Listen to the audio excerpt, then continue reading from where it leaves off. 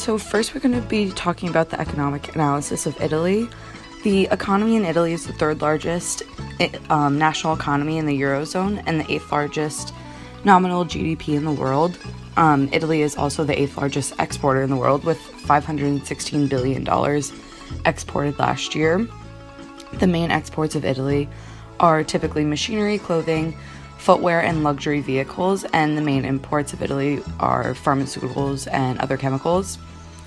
Italy has a very diversified industrial economy, which is developed into two parts, the north and the south. The north, which is the developed and industrial area, and the south, which is more agricultural, welfare dependent, and high unemployment.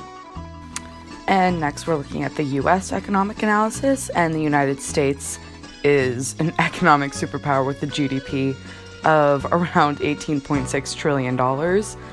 Some of the main exports in the United States include aircraft, vehicles, machinery, both computer and electrical equipment for the machinery, and mineral fuels, including oil. Right now you're looking at a chart of the GDP by region in the United States as of 2016, far west and most of the east bringing the highest numbers, and the middle bringing in the lowest. Italy's most used resources are coal, and petroleum, which are used in the transport sector, and for natural gas, which is used for energy production and heating. The map you're looking at right now is a natural resource map of Italy, and you will see all the small red dots are trade centers that are located on the water for easy trade. The United States is the third largest nation in the world, and it has the largest coal reserves, making this a huge resource along with metals, petroleum, and natural gas. And the map you're looking at right now shows the major resources within the country.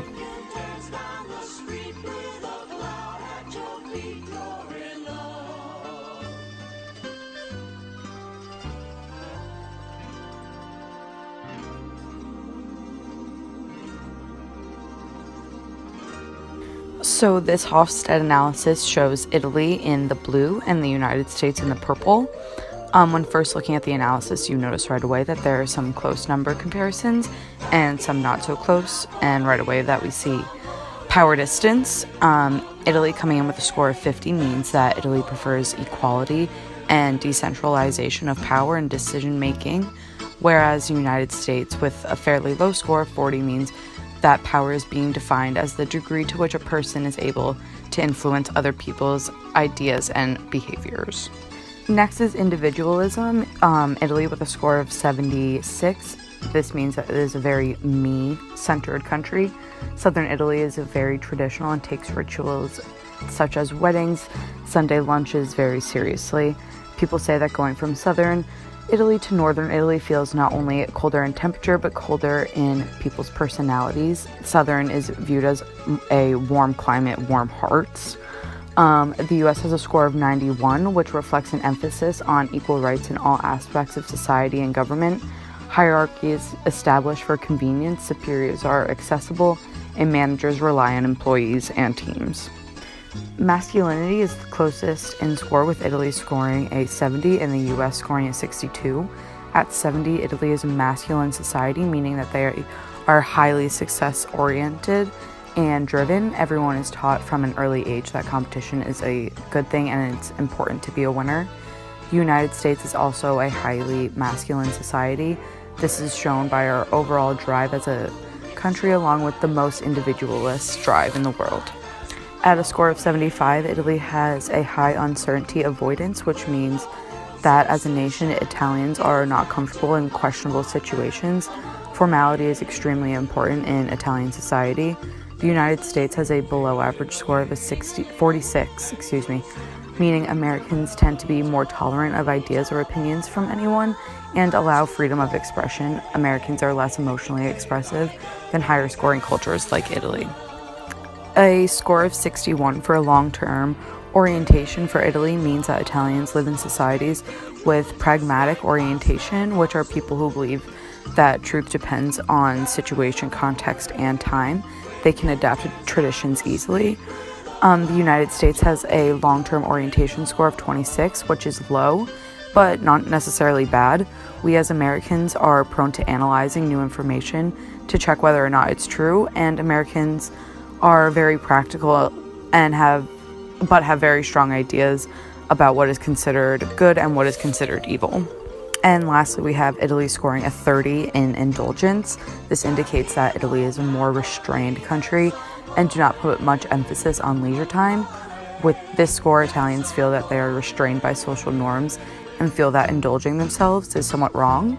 The United States scored a 68 as an indulgent society, and this means that Americans have the work hard, play hard mindset. The political and legal systems of Italy and the United States are actually very similar. The official name for Italy is, in fact, the Italian Republic. The government is made up into 3 different branches of power: the executive, legislative, and judiciary. Just like the United States, the executive power is in the hands of the president, who is Paolo Gentiloni.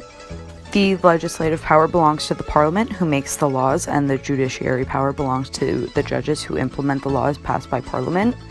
And this is just like the United States, how the president has complete control of the executive branch.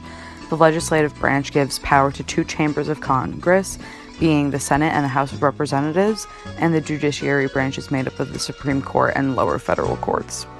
These next 4 graphs represent the railroad, port, air, and roadway infrastructure in Italy compared to the European Union average. The EU is represented by the dark blue to the left, and Italy is represented by the teal color to the right. These ratings are based on a survey by the World Economic Forum using a scale from 1 to 7, 1 being extremely underdeveloped and 7 being extensive and efficient. The EU is calculated as a simple average. The European Union average of railroad infrastructure is a 4.3, and Italy specifically at a 4.1, making their railway system a close to averagely developed. As far as port infrastructure, the European Union averages a 5.14, and Italy specifically at 4.37.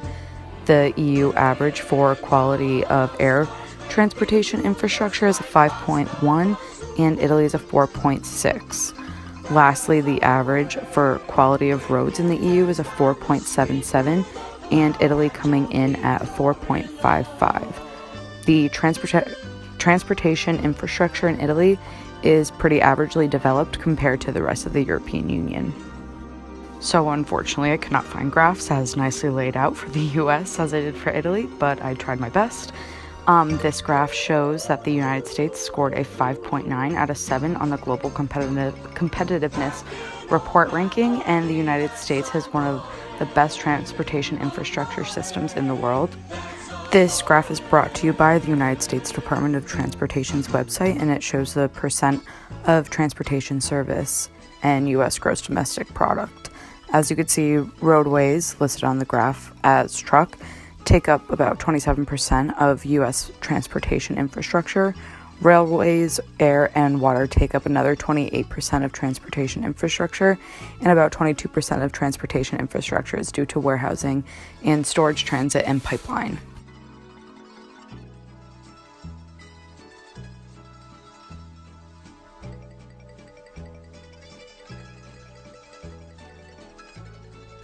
So according to Rostow's modernization model of development, Italy is at a stage 4, which is the drive to maturity, and the United States is at a stage 5, which is the stage of high mass consumption. Italy and the United States have a robust trading relationship. The United States is Italy's 3rd largest export market, and Italy is the United States' 15th largest export market. A treaty was formulated by the United States and Italian officials with the Friendship, Commerce, and Navigation Agreement that was signed in Rome in the late 1940s. So throughout my research, I found a bunch of challenges and opportunities of doing business in Italy. Both traditions and history heavily influence the Italian approach to business, so trying to reach a decision can be a long process, and relationship building is viewed as one of the most important aspects of business, making getting down to actual business an overall lengthy process. Italy ranks among one of the worst countries in the world for enforcing contracts. With an emphasis on renewable energy, design, and innovation, and the aging Italian population, there are many business opportunities that you can explore. For example, their perfect geographic location offers international organizations and businesses easy access to Italy for trade and business. And I just want to wrap up by saying thank you for listening to my presentation that is well over 5 minutes. However, I thought there was a lot more information that was useful and could explain it better in the 10 minutes I took instead of 5. So thank you again for this great semester.